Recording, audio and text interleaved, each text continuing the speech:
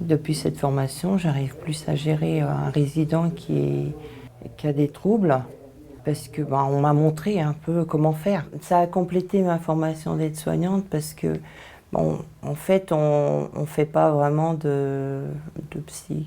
Donc l'EHPAD de Monsigné, c'est un établissement qui se situe dans le sud de la Sarthe. Il y a une soixantaine d'agents pour 92 résidents. Ce type de formation, c'est vraiment ce qui est demandé par les agents pour avoir des outils concrets pour gérer ce type de comportement.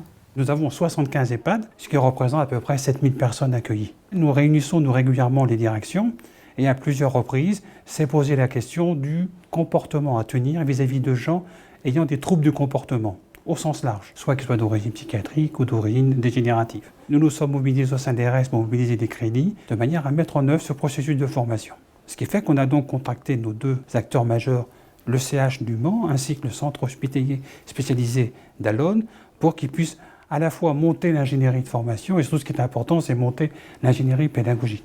Nous sommes l'établissement public de santé mentale de la Sarthe, en charge de la psychiatrie publique. Avec nos 1400 salariés, nous prenons en charge chaque année à peu près 20 000 Sartois. Donc la sollicitation que nous a faite l'ARS de former la totalité des professionnels des établissements d'hébergement pour personnes âgées dépendantes de la Sarthe répondait à une attente de notre part. Nous avons un intérêt fort à former nos professionnels partenaires dans ces établissements, de manière à ce qu'ils sachent eux aussi bien prendre en charge les symptômes, les troubles, les attitudes, et ne nous adresser que les maladies avérées. On a profité de cette sollicitation pour mener un travail commun avec le centre hospitalier du Mans, qui dispose d'équipes spécialisées en gériatrie, alors que notre métier, c'est la psychiatrie. La formation est organisée sur le principe de sessions de 2 jours, une session de 2 jours chaque semaine,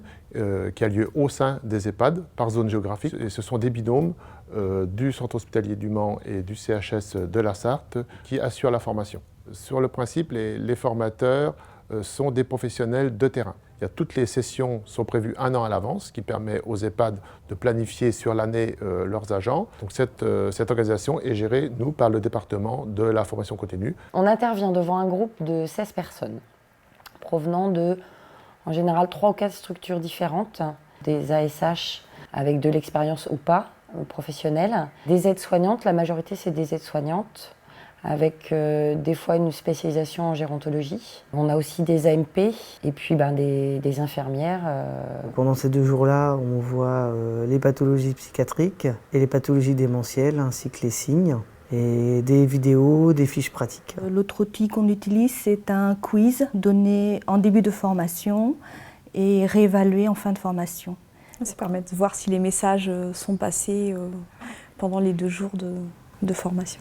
Elle parle beaucoup de l'agressivité. En termes de troubles du comportement, il y en a plusieurs, mais l'agressivité revient souvent. Et c'est, voilà, est-ce que je fais bien ? Moi, pour un tel, elles illustrent beaucoup par rapport à leur quotidien, ce qu'elles vivent.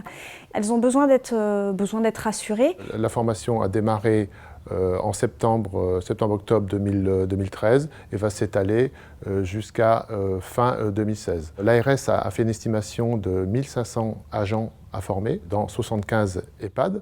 Nous avons formé à ce jour quasiment la moitié des personnes, soit 800 personnes.